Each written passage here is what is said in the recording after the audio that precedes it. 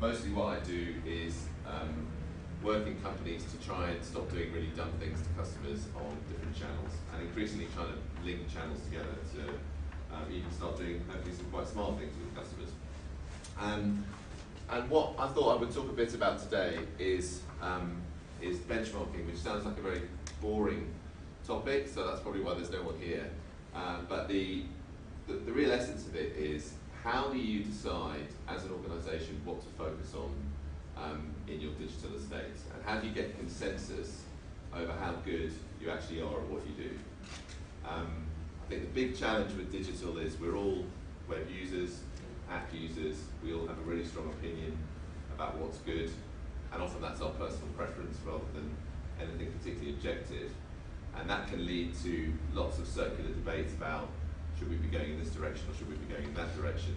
So I want to show you a little bit about what benchmarking is in our world, how you use it, when you use it, what it can do for you, and tell you a bit of a story about some of the clients where I've been working, where it's been used to really good effect to bring consensus and drive change.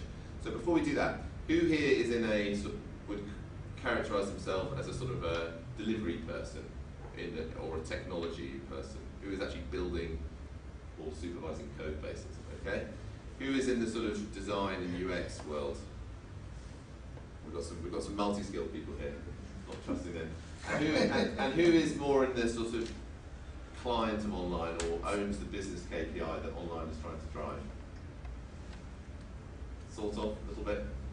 Okay, so let me ask a question. How many times, put your hand up if you can say that that technology and the business always agree on what the priorities are. Oh, well, let's start with something simple. So, can you say that in your world, the business and the technology guys are in agreement about what the objectives are for online? Hands up who can say, yes, we agree about the objectives. What's it trying to do for the business? Not two? I would argue that a lot of the time they don't really know what it is they need to measure. Okay. So it's not a disagreement, it's kind of technology people tend to measure things in seconds and bytes and capacity, and business sort of tend to measure it in terms of volume of hits and success.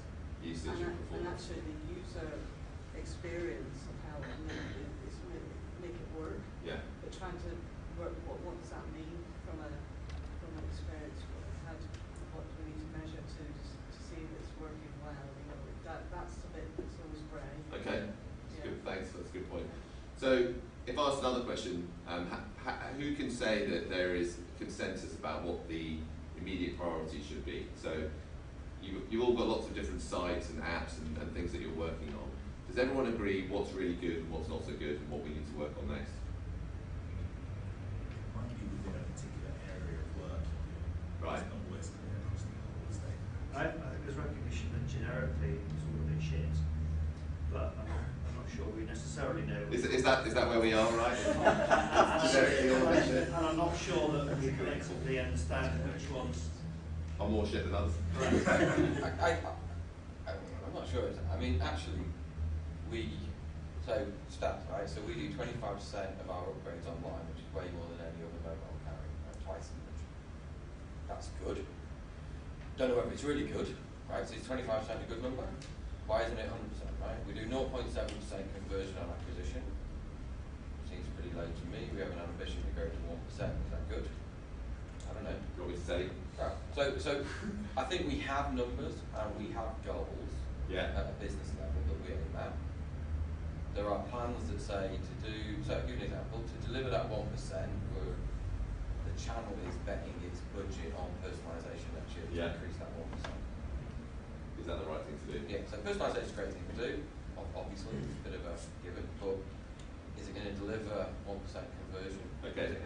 So that's the discussion. I think that's a good segue then into what I wanted to talk about, which is how you can use a bit of sometimes also when you're working within your organisation, there's a bit of a group thing that develops and you're just talking to each other. And sometimes the role that we play, or that you can play for yourselves, is to actually get your heads up and look a bit outside and see what others are doing. But even there, I know many CMOs who say, make it look like Apple. I love Apple. And that's again, that's their personal preference. Is Apple right for you? Maybe, maybe not. So again, what we've tried to do is develop some more objective methodologies that can give you some data points to say, actually, in this area, we're doing really well. In this area, not so well. And that could be more of a functionality thing or a content thing as opposed to, is our site good or is it bad? But it can help to drive consensus about what you do next. So I'll give you a few examples as we go through from some recent research we did in the States with B2C portals in the wireless and wireline industry. Hopefully that'll be relevant. Okay. So I'm not going to go into this too much, but I would just point out that we're working on a point of view at the moment within Accenture, which is all about the changing consumer. Hopefully you'll hear a bit more about this over the next few weeks. But our point of view is that actually things are really, really tough if you're in a consumer-facing business at the moment, and it's probably going to get harder because there's a bunch of different tipping points which are all seem to be happening at the same time. First of them is digital empowerment. Our customers have never been so knowledgeable or so empowered. The second is different ways, and the third one is about economics. We're in straitened times where people are going to continue to shop around, and loyalty is probably going to go down. And as the frictional costs of moving become lower and lower, it's going to become harder and harder to hang on to the customers that you've got. So in that context, if you think that your customers are becoming more fundamentally digital, if you've got a customer experience in your digital estate which isn't best in class, it's pretty costly today. I mean, our research shows 24% of annual revenue can be lost due to bad website experience. That's only going to get more so. So if ever there was a time to really decide to put a flag in the ground and say, right, we're going to be a fundamentally digital company, and we're going to make sure that whatever else we do, our digital experience is best in class, then now is probably a good time to think about that. Brendan and I were just having this discussion a little bit about what we see in some of the companies where we work, but I think actually managing a digital business is not getting any easier either. The multi-channel thing is very real. There's a lot of different perspectives about how important multi-channel consistency and user experience is. Do you design for the medium? Do you try and make it learnable for users as they move from an app into a website? That's more difficult. It's not just a website anymore. The second thing about that is that it's not really clear where the ownership for that experience lies. I mean, if you look at social media as an example, I've probably seen 5 or 6 different operating models of where social media sits. And no one's really happy with the one that they've got. So whether it sits in brand, whether it sits in marketing, whether it sits in service, this is a new thing, a new set of channels, and the experience can be a bit fragmented. And then the other issue that we see quite a bit is about agile versus user experience. So agile clearly works from a technology perspective, but sometimes you see a kind of a waterfall process upstream around design, which then backs into an agile process. That doesn't really work all that well. If you go the other way and you say, right, we're going to have all of our designers and UXs in Scrum, then the risk there is that you end up with a balkanized website where basically each code base looks different. So then you start to think, okay, well maybe we need to sort of, user experience design authority or a set of design guidelines. What do they look like? How do they stay updated? How do they keep in sync with your consumers whose preferences are changing the whole time? That's not an easy thing to answer. And then the final one, I think, is what you pointed out around leadership and KPI alignment. Often there isn't completely the same view about what online is meant to be for, what digital is for, what KPIs it's meant to drive, and how you know whether you're winning. And often what that can mean is there is just this sort of pervasive sense that we're not very good at this, without anyone really being able to say, well, actually, we're good at this and not good at that. So what you end up with is a whole lot of opinion, and it's normally the highest paid person's opinion that becomes the most important opinion, which may be completely wrong. So we've got this thing called Web Evaluator. Basically what it is a very structured assessment of user experience, which you can apply to pretty much any B2C or B2B website. It's based on these pillars here: foundations, fundamentals, accelerators, and multipliers. And if you really unpick all of those, they're very closely mapped to heuristics and to kind of good UE.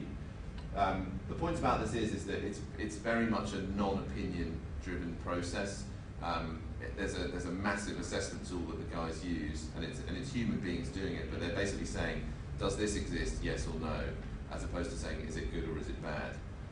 What it enables you to do is to look at your own site and say, how do we perform versus our peer group, and how do we perform versus best in class?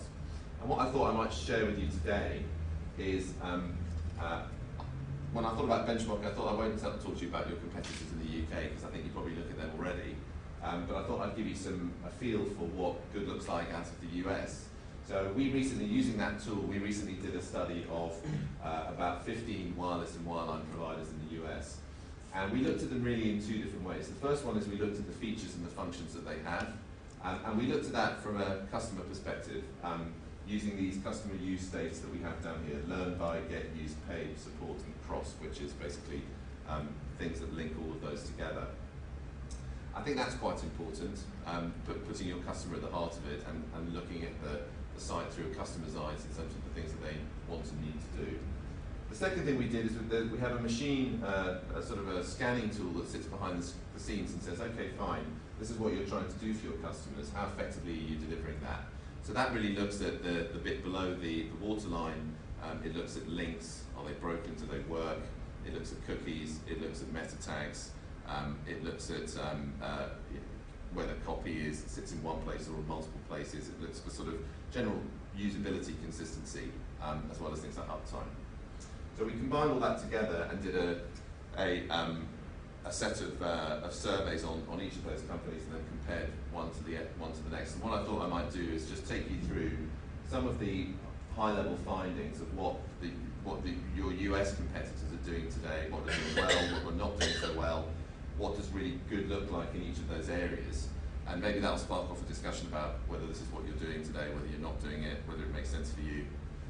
And then I'll wrap up at the end by talking about how we did a very similar exercise for one of our UK clients and how that helped to drive change in their business. So these are the companies that participated or that were part of that survey. Most of these will probably be familiar to you. It includes some of the triple play providers as well as the B2C telcos, and you'll be glad to hear I'm not going to go through this slide in any detail, other than to show you when they were looking for the features of whether they were there and whether they were not there, these were the sorts of things that they were looking for. So if you want the slides afterwards, you can kind of go back to that and sort of refer back to it.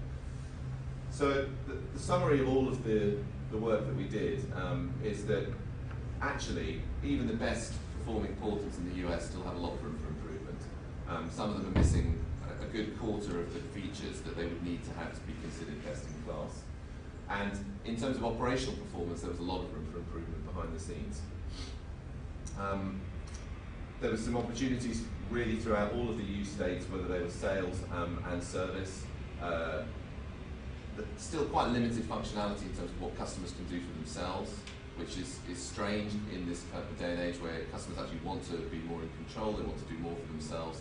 It's a great win-win opportunity if you get that right. Some issues around things like encryption. So actually 6 of the sites were not securing strong customer data at all and encrypting it.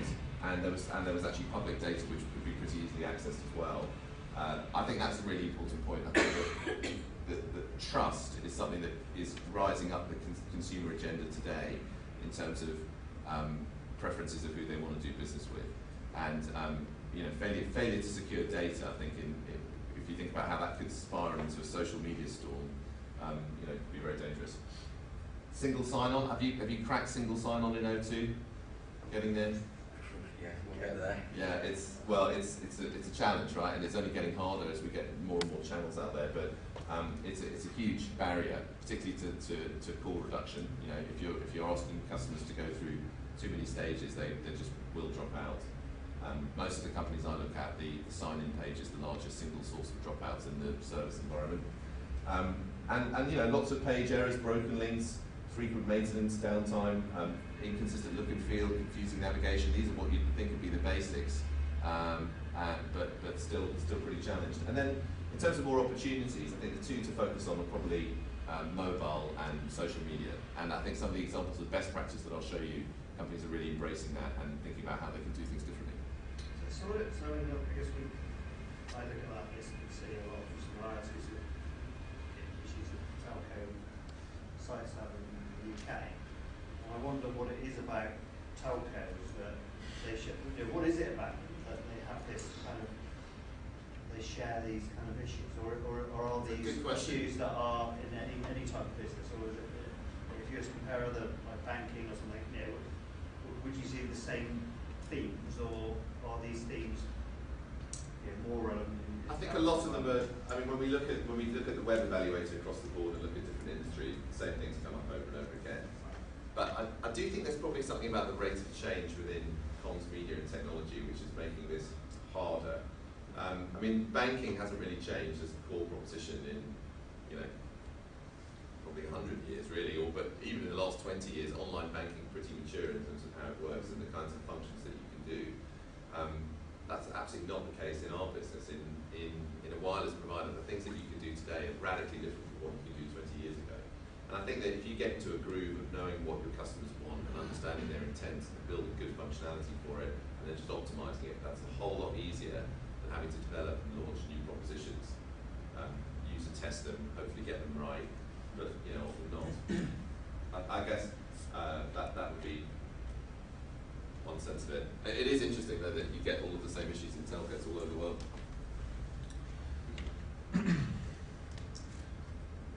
So then to go through each of these in turn. So learn, what does learn mean? That really just means helping your customers find the information that they need. And most companies do this pretty successfully. There is still some room for improvement though, particularly around search. Having really good search capabilities which get to the intent as opposed to just the keyword is critical, particularly in sort of help environments and in service.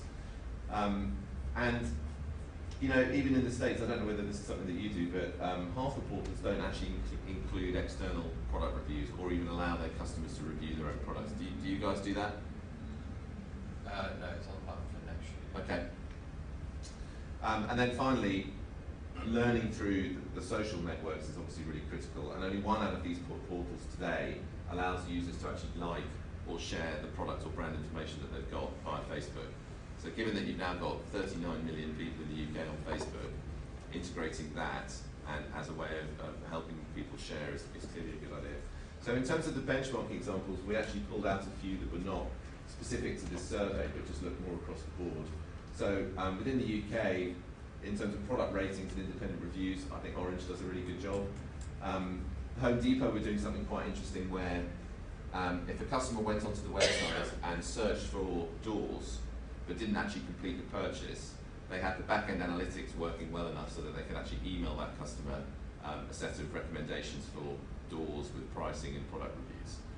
I guess it was through cookies interlinked into their customer database for customers who'd purchased before is how they did that. But I think that's quite, I don't think, I think 10 years ago customers would have had a real problem with that in terms of privacy. I don't think so today. People get so much mail around offers and comparison websites and Groupon and all the rest of it that I think that's actually a value add. And then this last thing here is we've developed a prototype in the States called My Market for retailers, which basically is a sort of an engine that allows users to sign in with their Facebook ID, and then it can pull all of the data that we have in Facebook into that site. So if you think about that from a retailing perspective, now you've got a site which knows when your friends' birthdays are and what your preferences are and what their preferences are. You can actually make some product recommendations based on that, which are timely and relevant. So I think this is going to be the next big thing in terms of information sharing for e-commerce, is how I mean there is so much data out there in Facebook and other social networks, how do we integrate that and make the user experience more intuitive. So then the next one is around buying. This is probably the area where the scores, if you look at them across the board, were probably highest on average, which is sort of what you would expect. If there's one bit that's been focused on, it's your sort of basket, checkout, order summary type processes. And most people are working pretty well. That's obviously critical because that abandonment through that constitutes 25% of your revenue. But again, as I said before, people aren't really taking advantage of all of the data that's there in social media yet. I think that's going to be the new thing. And there's lots of Amazon wannabes out there, but very few companies have yet figured out how to do the things that we take for granted when we're on Amazon, which are things like products and service suggestions based on our purchase history, as well as letting you modify the recommendation criteria. So allowing you know, Amazon is learning what you like, it's recommending things to you, but it also lets you say, actually, I'm not interested in that anymore. And very few companies in our sector do that, which I kind of find surprising because it's, you know, customers measure their user experience not just by your competitors, but from all the sites that they use. Amazon's the benchmark for this. You'd think that more people would have copied them more.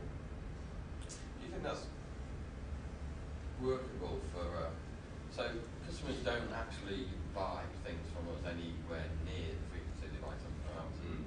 So their purchase history might be, actually they upgraded their contract 2 years ago online, that's it. Yeah, I guess it's more for triple play customers, where they're buying pay-per-view movies, where they're subscribing, I guess. Content stuff. Yeah, more content stuff. But I mean, that's the direction that my understanding is you know, your product offering is going to be broadened, where you'll have money, you'll have health.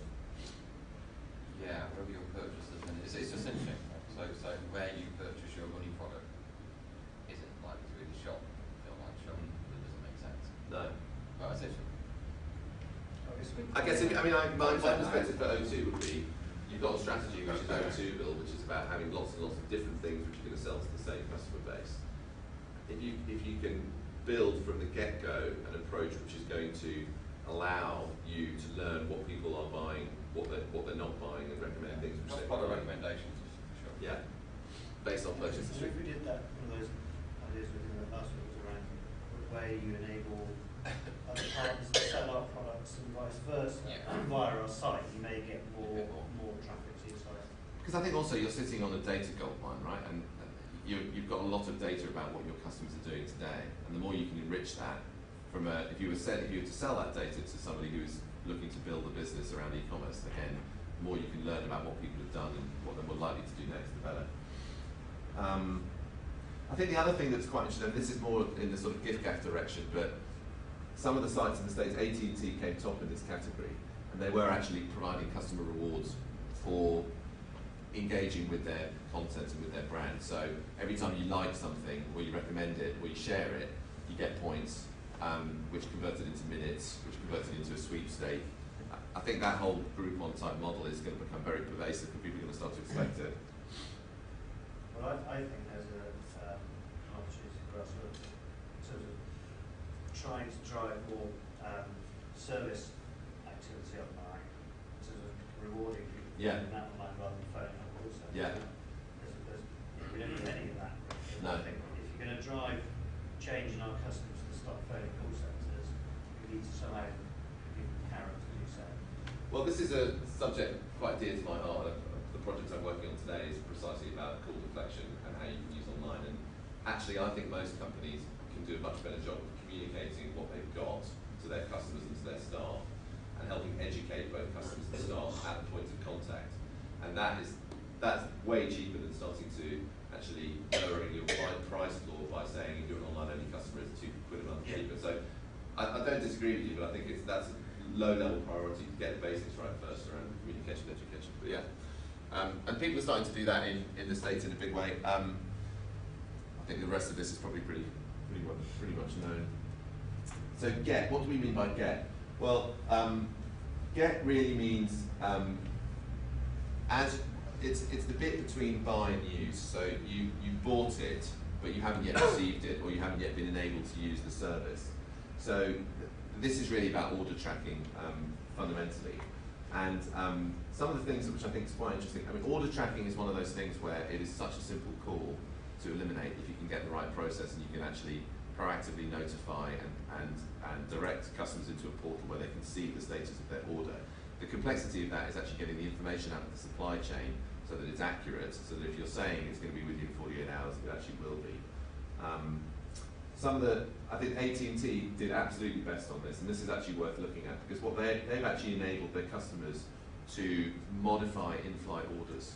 So you've ordered something, you can actually change it once you've actually already hit the buy button and hit confirmed. Most of the other companies at that point would refer you to a call center. So looking at how they did that is definitely worthwhile.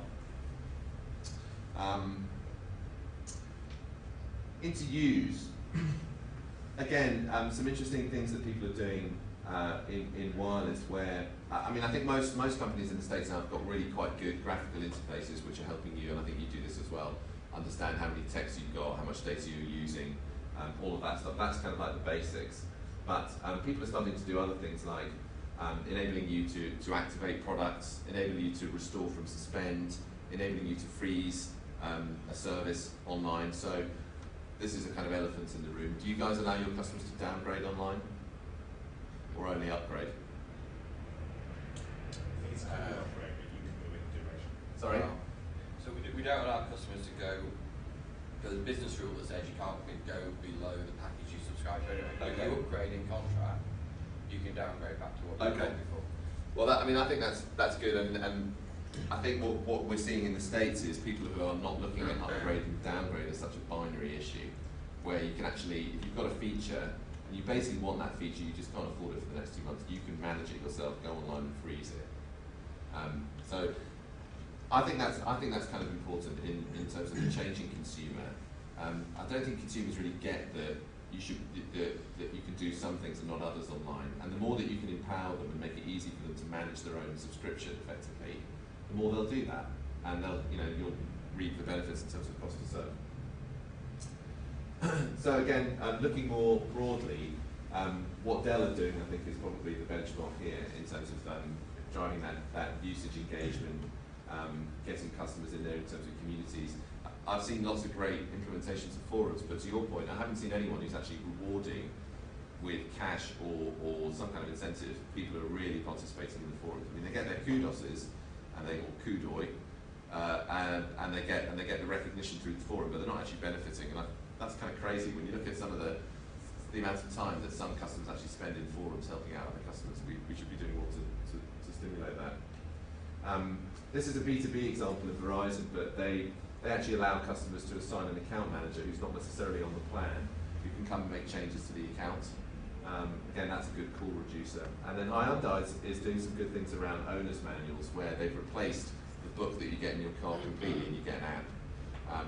So I think video for video support, interactive apps, that I think is definitely going to be the way to drive out some of those harder calls to remove. I mean, the simple service ones, we should be able to do those at least 50% plus online, but the harder ones, I've got a problem, something's broken, I don't know how to fix it. The sort of traditional help centre type content that we have today is not going to cut it. It's got to be much more easy to use. For each of these examples, do you have any metrics or numbers suggesting the impact of this bottom line, like monetizing the offering to active core users reduce the management costs, or did you provide that app reduce the cost of producing customer satisfaction? Definitely not for all of them, but for some we do, yes. And I'll follow up with you afterwards maybe and drop you a line with some of the ones that we do have. I mean, some of them are really obvious, like conversion. Yeah, optimizing your conversion journey, you can improve. We've seen using the benchmarking tools and using kind of multivariate 200 to 300% increases in conversion. And 0.7% conversion is definitely low in terms of what we've seen, and there's probably room to improve there. So in terms of payment, so normally call centres, 40% of the calls in any call centre are billing related. Why is my bill so high? I didn't expect this. So you would think that would be a major focus, but it's funny when you actually look at online billing, there hasn't been that much change or development to that in the last 5 years for most companies. It's still pretty much the same old regular, there's your itemised bill. So in the States we've started to see a bit more innovation. So there's a nice bit of functionality called Bill Me Later, again, where you can, if you've got a sort of short-term financial thing, you can still have it, but companies have figured out that, okay, well, if you're going to defer that bill till next month, that's fine, we're just going to charge you a little bit more. Some customers are fine with that. So that's an interesting bit of more sort of financial engineering on the billing. And then in the actual interface of the billing, starting to see some good things like filters, being able to filter what you pay, using drop-down menus, using really good search. I don't know whether you can search your own bill today here. And then the other one is dispute resolution. So normally, if there's a billing problem, the automatic response is call the call centre. Some companies in the States have actually started to create online processes where you can query your bill, which work pretty well, and particularly when they're supported with chat.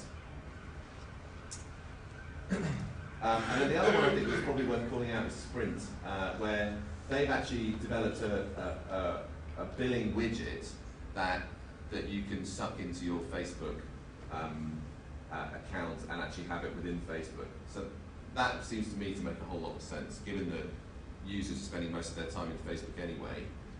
If they can actually track their billing through Facebook and they don't even need to come onto your website, that's really kind of helping too. We did Facebook, prepaid top-up Facebook POC this year. Didn't work? Basically, I mean, it's still there actually, so you can still do it, but the majority of the response was we will not pay for things inside Facebook, we don't trust it. Interesting. Even though it was our portal, so they weren't actually doing anything in Facebook. Maybe it was the wrong. Maybe it was the wrong bit of functionality. I mean, this is more of a build check, so they're not actually paying. They're paying. It's more information. I kind of understand that. Going back to that trust issue I was talking about earlier. But if you're pushing information at customers which can cause them to call, and you're pushing them where they are, that seems to be. Anyway, this has got. I've got some good data on this, and it's been very successful in driving down visits to the site and also calls related to billing. We'll leave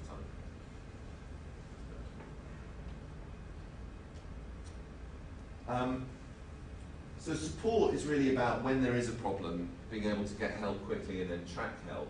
So most people have got product guides, you know, step-by-step troubleshooting, simple things like pin resets and password resets. That I think we know how to do. But generally, when there is a call to the call centre for a help, which is maybe a technical help or broadband or something like that, often once that call's made, customers don't have any visibility of what's going on. So in order for them to find out what's going on, what do? They call again.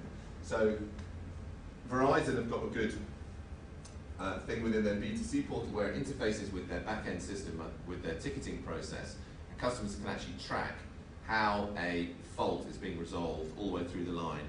And they have basically the same visibility that the internal Verizon people have. I think that's a good thing to try and think about to try and reduce those kind of calls. Then the other one I think, which is the other thing which has become much more prevalent, is chat. I know this is something that you do and has grown very significantly.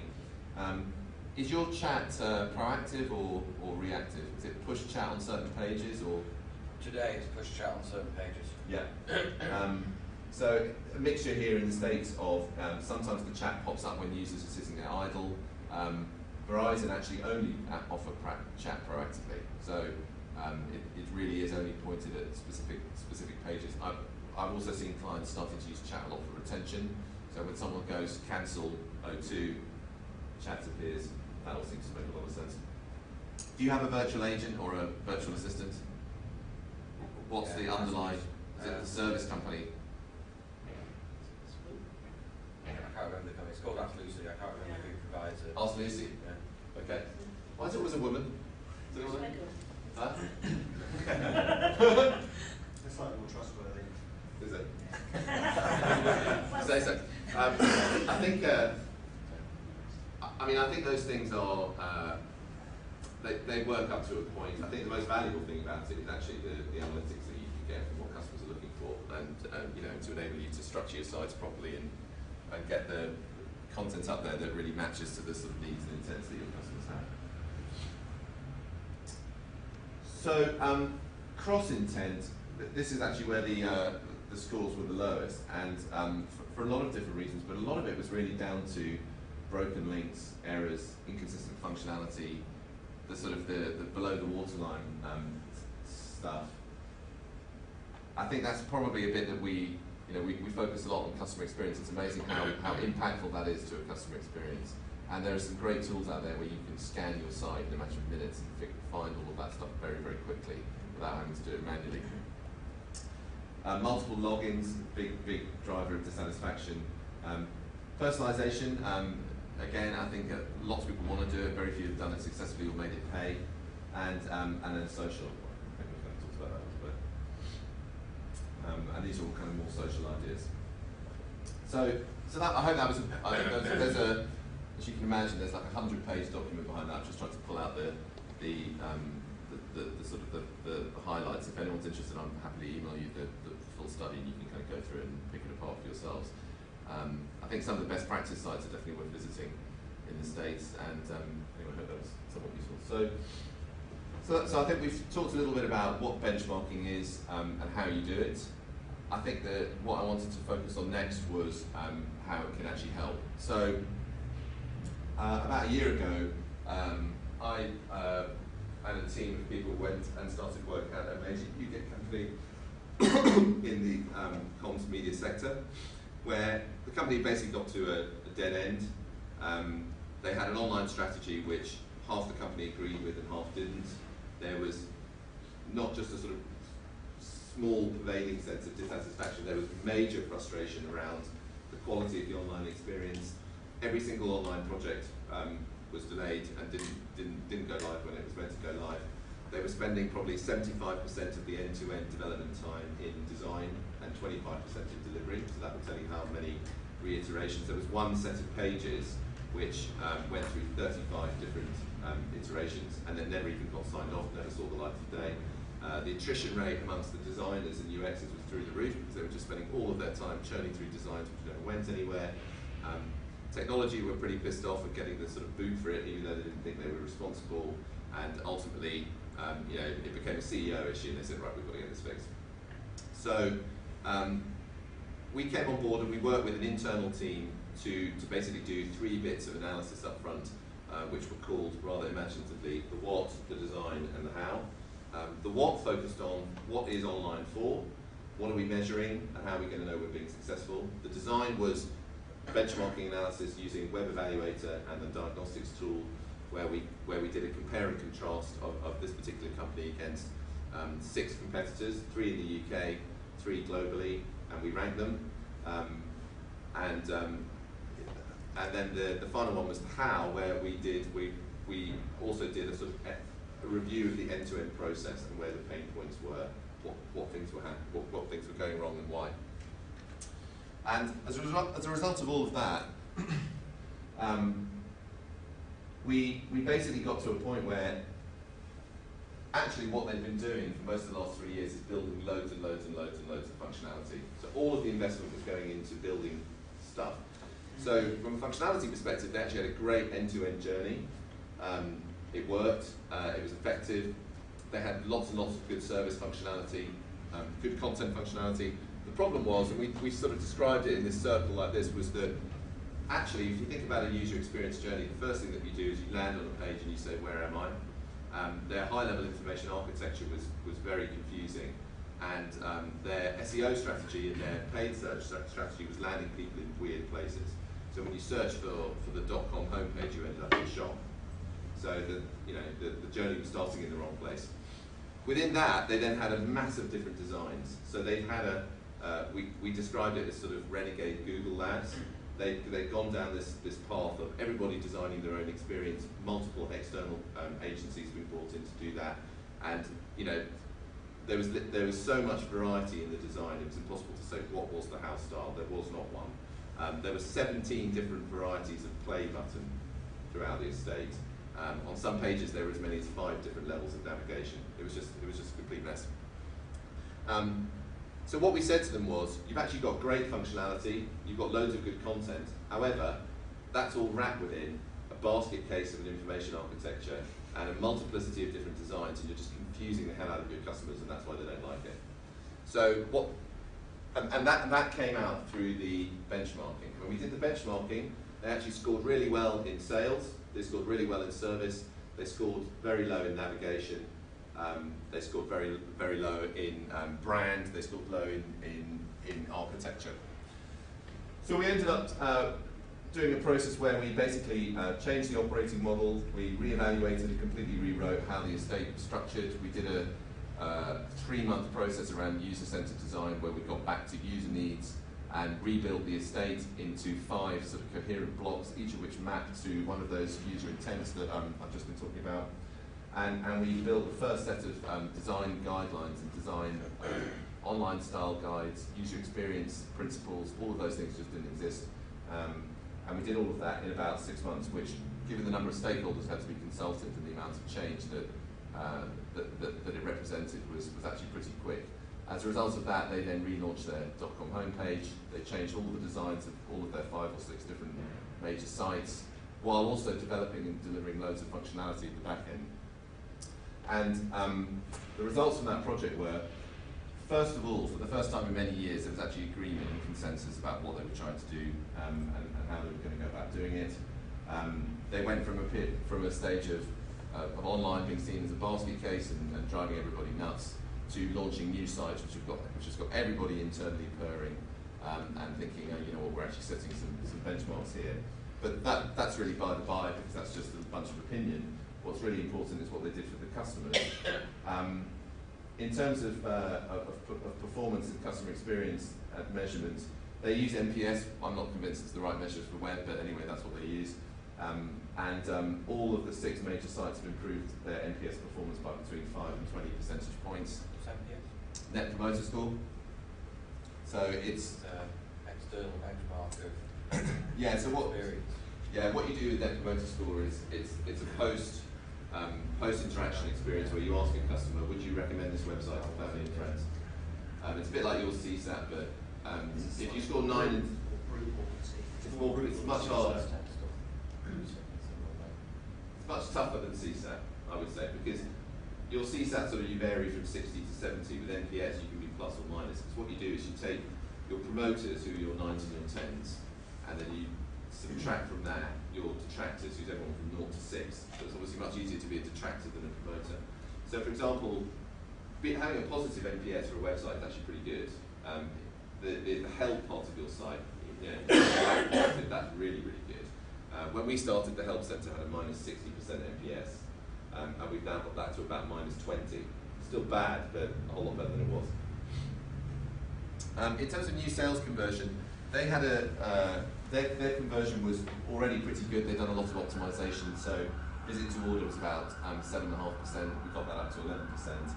And then in the service world, they had about 20% of their simple service transactions going through online channels, and in a year that's now at 30% rising, with a goal to get it up to 50% over the next 18 months. What do you think are the biggest factors that got this mandate, this agreement across this family of this much in this project? Yeah. I think first of all there was a burning platform, right? They couldn't go on as they were. So I think that was quite important. Everyone had said, okay, enough of this. But I think the main thing was just getting consensus and agreement around what was broken and what they should focus on. How did you do that? Well, we did that exactly using the benchmarking technique, and we did 6 weeks work of using web evaluated benchmarking, digital diagnostics, looking at their web analytics, going through all of their customer experience feedback, meeting all of the people, getting a sort of a bunch of different perspectives from everyone who was touched by online. And we summarized all of that into like 10 slides, which just said, right, here is your problem. And because there was some objectivity applied to it, we could say, in navigation, your average score is 4.5 out of 10. You are 38 out of 40 in our benchmark in your sector. Sort of can't argue with it. My client referred to me for a long time as being like the UN. I was brought in to sort of resolve the warring factions. Did feel a bit like that sometimes, but you know, the UN is not very effective, is it? So well, I guess I wasn't too chuffed with that. But it's more about, it really is about having an external perspective which is measurable, which is not opinion based. I think that was the critical thing in getting people to align and say, okay, fine. So let's go and fix navigation.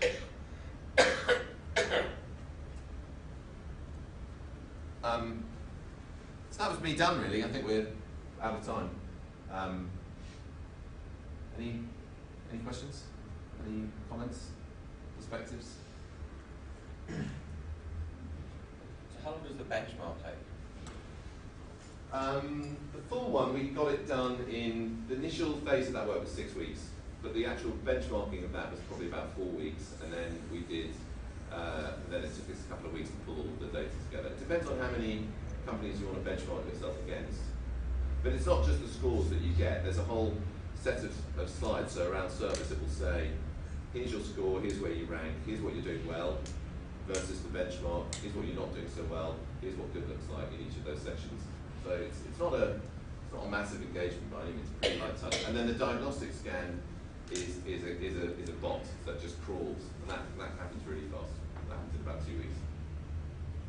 How do you marry the, I guess, benchmark sits within the kind of competitive part, those 3 circles, brand, consumers, and competitor or market.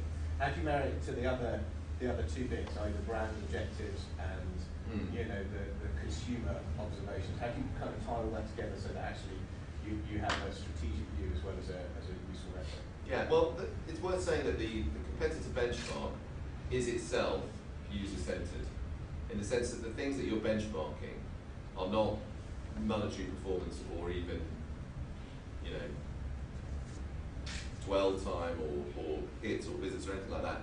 It is based on a set of, the underlying basis of it is a set of user experience principles. Like, is it easy? Is it simple? Is it quick? And you apply those to the different functions that you're trying to do in your website and say, okay, in this one here, you're doing these things, but you're not doing these things.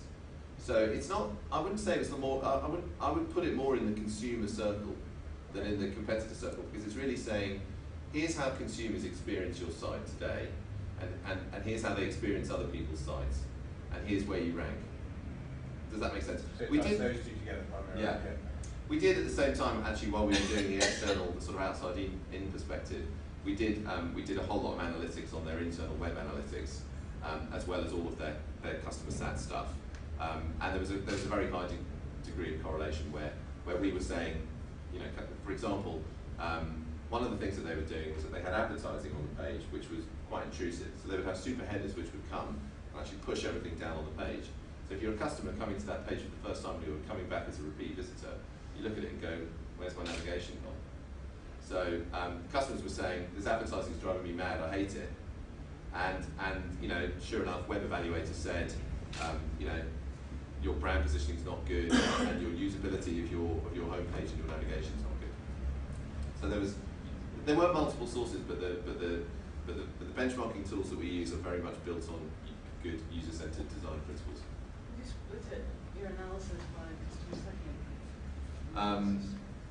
What do you mean by customer segment? The consumer business. Yeah. So the study that we've done for you, that I've shown you today, is a B2C study. We have absolutely done it for B2B. The core of the principles are the same, because usability is usability, but there is a slightly different focus. But within the same organisation? We've never done, I don't know if I've done a B2C versus B2B. Normally when we're doing a B2B benchmarking approach, we'll do that against a bunch of other B2B companies in the same sector. Because our online experience will be different, obviously, with different customers. So we might do something consumers really well here. Yeah. And offer a very different, more appropriate functionality for business to customers, which might be a richer experience for them, and they might be quite happy with it. Consumers think this. Yeah. Oh yeah. So it's kind of get that view. It is a different experience. You can't apply one to the other. That's for sure. So, and again, when we do the benchmarking, we do absolutely split B2B and B2C for that reason. The next generation of this is that right now it's a web evaluator, so it's looking at the online experience. We're evolving it now so that it becomes more multi-channel, so it takes into account what you're doing in your apps, you know, iPhone and Android, what you're doing on your mobile device, etc. Okay. How does your analyzer benchmark yourself against others? You guys. Yeah, you're You're an analyzer. your own. Accenture. Yes. The Accenture side. Yeah. I've no idea. I imagine it's awful. I mean, when I look at our portal, like our own sort of you know, employee portal, it's one of the least usable things I've ever seen. And we have a sort of time and expenses tool, which is just absolutely infuriating. Everyone has. But it's really bad. It's really bad. You know, you put your cursor there, it disappears. So I think, no doubt, we could definitely eat a lot more of our own dog food when it comes to this sort of stuff. Okay, good. So enjoy your lunch.